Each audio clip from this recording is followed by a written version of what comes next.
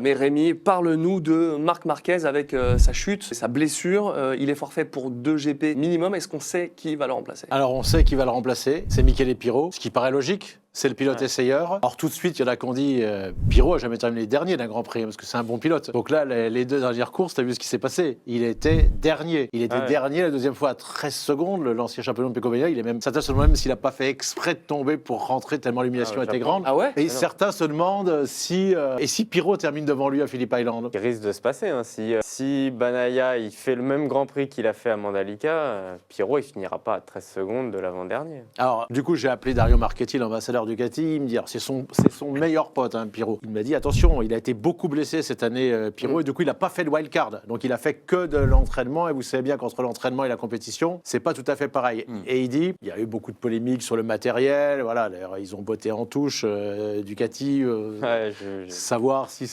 on lui avait pas donné le moteur de 2024 à Motegi. Attention, dit Dario, c'était quand même un Grand Prix, tout marqué ce qu'il est. C'était pas son 4e ou 5e titre, c'était le titre 5 ans après la douleur, la blessure, la souffrance. On voit bien qu'il n'a pas été comme d'habitude à Motegi, Marc Marquez. Ah oui.